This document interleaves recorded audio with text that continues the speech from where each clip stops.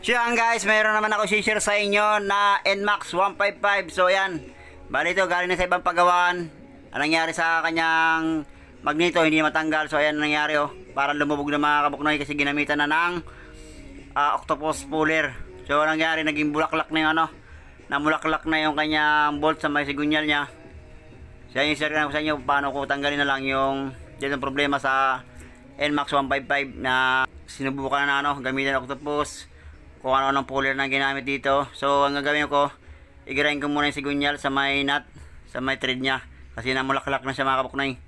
So ang gagawin ko dyan mamaya, i-oversize na natin, i-thread na natin. So ayan napapansin nyo, niyagirain ko na kasi namulaklak na yung thread nya dyan sa may sigunyal nya, susubok ng kung ano ng puller ang ginamit. So hindi pa rin matanggal mga kabuknoy. Yan dinala sa atin from Quezon Ab. So kinaragayan lang sa L3 to. Hinubaran na rin ng flarings, wala na rin flarings. Yan.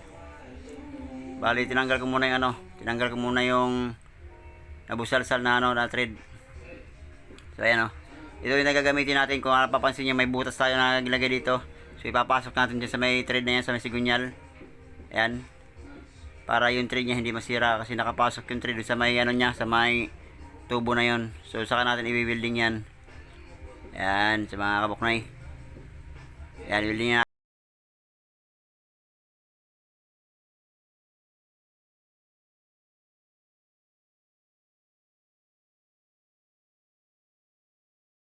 Matanggal, mas makapit yung pagka-welding niya.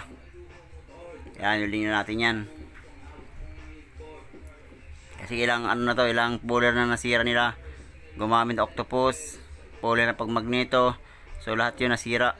Hindi taga matanggal mga kabuknoy. So dinala na sa atin para ipatanggal itong magneto niya na hindi kinaya na ibang mekaniko yung pagtanggal ng magneto. So kung hindi pa sana na busalsal o nasira na yung magneto kasi lumubog na yan mga kabuknoy, gagamitan sana natin na ng magneto na yung pananggal ng magneto na DIY. So hindi na rin kaya ang DIY na puller natin. So ang ginagawa ko, winilding na lang kasi sira na rin siya mga kabuknoy. So magpapalit na rin tayo ng magneto. Yan. So i-pull din lang natin yan.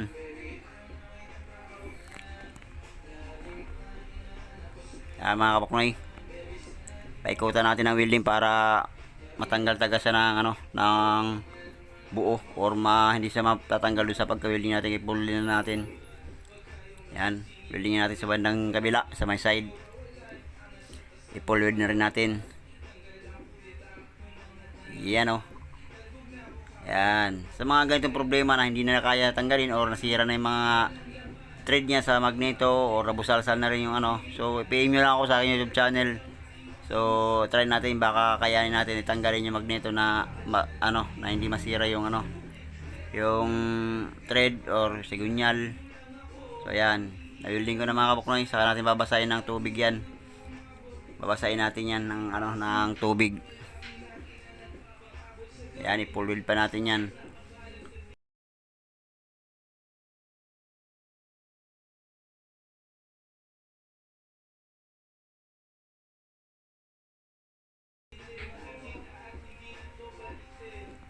So kung napapansin nyo mga kabuknoy, napaikot dito sa kanyang magneto. Napaikutan ko ng welding doon sa kanyang magneto. So ayan. Yan, welding na natin kasi wala na rin mga yung sira na rin yung magpapalit na rin siya ng stator, magneto. So ayan, welding ko na. So mapapansin nyo doon sa aking sa aking winili, meron tayo pukpukan or hawakan. So saka natin babasahin yan mga kabuknoy. Yan.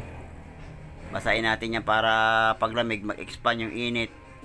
So matanggal natin agad-agad yung magneto. Yan mga kabuknoy.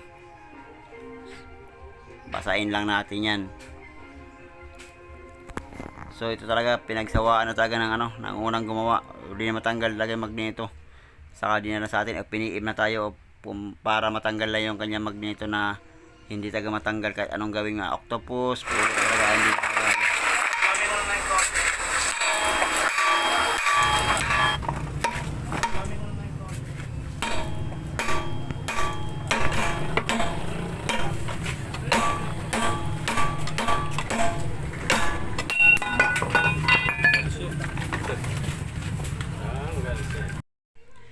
So yan mga kabuknoy, kung napansin nyo, natanggal na natin yung magneto. So yan, ito na magneto na tinanggal natin.